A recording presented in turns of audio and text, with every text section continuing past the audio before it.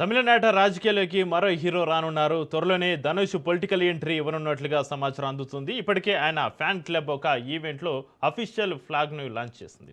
రాష్ట్ర వ్యాప్తంగా వరుస సేవా కార్యక్రమాలకు పిలుపునిచ్చింది.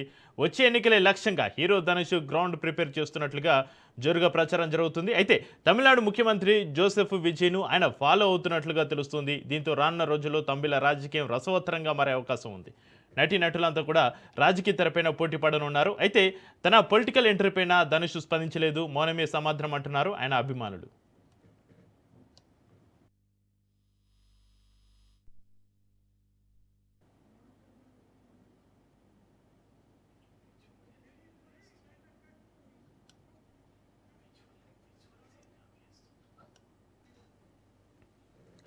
ఇక తమిళనాడు రాజకీయాల్లోకి మరో హీరో రానున్నారు. త్వరలోనే ధనుష్ పొలిటికల్ ఎంట్రీ ఇవ్వనున్నట్లుగా సమాచారం అందుతుంది. ఇప్పటికే ఆయన ఫ్యాన్ క్లబ్ ఓ ఈవెంట్లో అఫీషియల్ ఫ్లాగ్ను లాంచ్ చేసింది. రాష్ట్ర వ్యాప్తంగా వరుస సేవ కార్యక్రమాలకు పిలుపునిచ్చింది.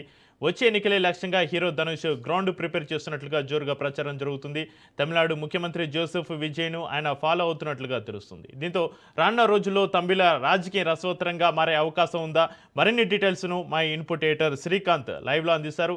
శ్రీకాంత్, ఏంటి తమిళనాడు రాజకీయాలు ఎటువైపు మలుపు తిరుగుతున్నాయి? తమిళనాడు రాజకీయాల్లోకి మరో హీరో రానున్నట్లుగా తెలుస్తుంది. త్వరలోనే ధనుష్ పొలిటికల్ ఎంట్రీకి ఇవ్వనున్నట్లుగా సమాచారం అందుతుంది అభిమానుల నుంచి. అక్కడేంటి పరిస్థితి? Srikanth. Chakri, good evening. So కోలీవుడ్లో ఇంకొక సూపర్ స్టార్ రాజకీయాల్లోకి రాబోతున్నారు అన్నటువంటి సంకేతాలు కనిపిస్తున్నాయి. మొన్న జరిగినటువంటి ఫ్యాన్ క్లబ్ ఈవెంట్ ఏదైతే ఉందో ఆ ఈవెంట్లో ఏకంగా జెండాను ఆవిష్కరించారు. దాంట్లో ధనుష్ 2 చేతులు ఎత్తుతూ నమస్కరించేటువంటి ఫోటో తమిళనాడులో ఒక్కసారిగా మరొక పొలిటికల్ వేడి పెంచిందని చెప్పాలి. సో ధనుష్ అంటే ఆయన స్టాండ్ ఎటు తీసుకుంటారు ఏమిటన్న చూడ, ఎందుకంటే ఇప్పటివరకు తమిళనాడులో సినీ హీరోలే తమిళనాడు రాష్ట్రాన్ని వెళ్ళినటువంటి చరిత్ర మనకు తెలుసు. గతంలో ఎంజి రామచంద్రన్ కానీ, ఆ తర్వాత జయలలిత కానీ, ఇప్పుడున్నటువంటి ధనుష్ కానీ, సో వీళ్ళంతా కూడా సినీ నేపథ్యం నుంచే, సినిమా బ్యాక్గ్రౌండ్ నుంచే రావడం జరిగింది. సో ఇట్లా నేపథ్యంలో జోసెఫ్ విజయ్ బాటలోనే ధనుష్ కూడా ఫాలో అయ్యేటువంటి అవకాశం కనిపిస్తోంది. రాష్ట్ర వ్యాప్తంగా సేవా కార్యక్రమాలు చేయాలంటూ కూడా పిలుపునివ్వడం జరిగింది. అయితే ధనుష్ 2031లో జరగబోయేటువంటి ఎన్నికలకు ఇప్పటి నుంచే గ్రౌండ్ ప్రిపేర్ చేసుకున్నది, తన సేవా కార్యక్రమాల ద్వారా గ్రౌండ్ సిద్ధం చేసుకుంటున్నారనేది స్పష్టంగా తెలుస్తోంది. గతంలో రజనీకాంత్ కూడా ఇట్లాంటి ఫ్యాన్ క్లబ్ మీటింగ్స్ పెట్టారు, బట్ పొలిటికల్ ఎంట్రీ చేశారు. అప్పుడున్నటువంటి అనారోగ్య కారణాల రీత్యా రజనీకాంత్ రాలేకపోయారు. బట్ రజనీకాంత్ తర్వాత ఆయన అల్లుడు ఇప్పుడు ధనుష్ రాజకీయాల్లోకి రాబోతున్నారన్నట్టు కనిపిస్తోంది. రజనీకాంత్కు ఉన్నటువంటి ఫ్యాన్ బేస్ కూడా ధనుష్కు ఉపయోగపడేటువంటి అవకాశం ఎట్టి పరిస్థితులు లేకపోలేదు. సో ఇట్లాంటి నేపథ్యంలోనే కోలీవుడ్ ఇంకొకసారి ఇంట్రెస్టింగ్ ఫ్యాక్టర్కు తెరలేవడం జరిగింది. సో రానున్నటువంటి కాలంలో అంటే ఇప్పటికే డిఎంకే, ఏఐడిఎంకే, ఇటు టీవీకే మధ్య ఒక తీవ్రమైనటువంటి ట్రయాంగిల్ పోటీ జరిగింది.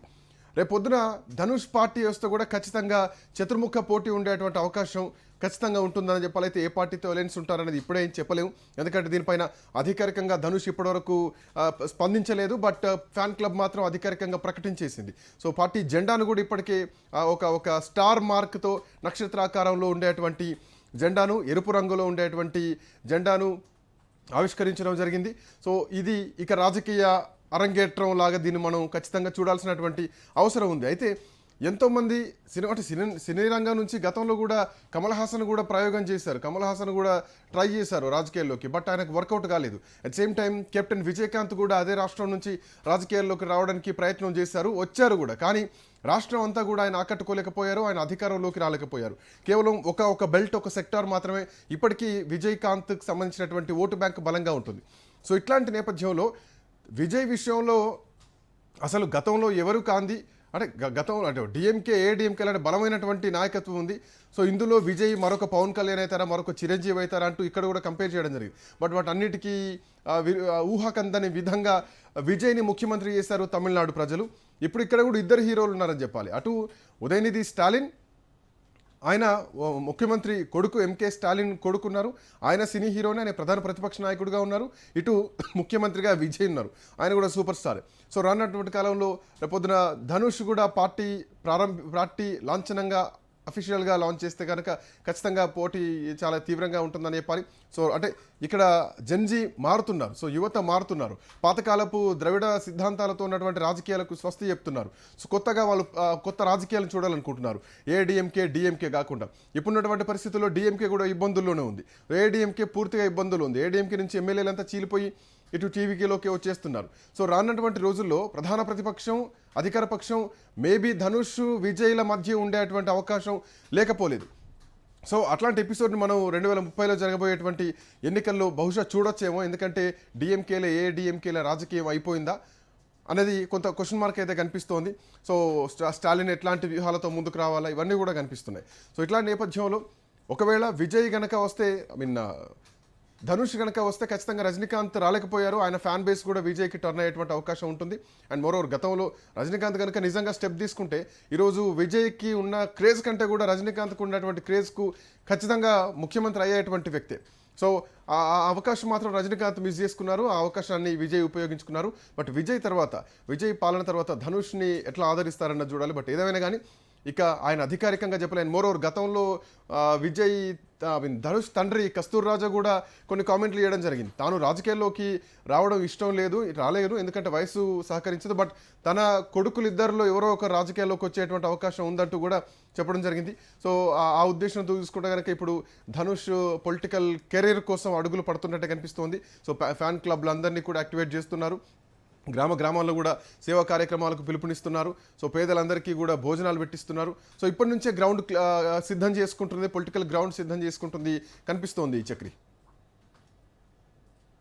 పైన ధనుష్ అయితే ఇప్పటివరకు స్పందించలేదు. మా హీరో మౌనమే సమాధానమాన్ని ఒకవైపు వెనకేసుకొస్తున్నారు అభిమానులు. అయితే ఇదంతా కూడా ధనుష్ అభిమానుల అభిలాషగా చూడాలా, లేక ధనుష్ త్వరలోనే పార్టీపై ఒక స్పష్టత ఇచ్చే అవకాశం ఉందా? పార్టీ పెట్టాలని సీరియస్ గా ఉన్నారా?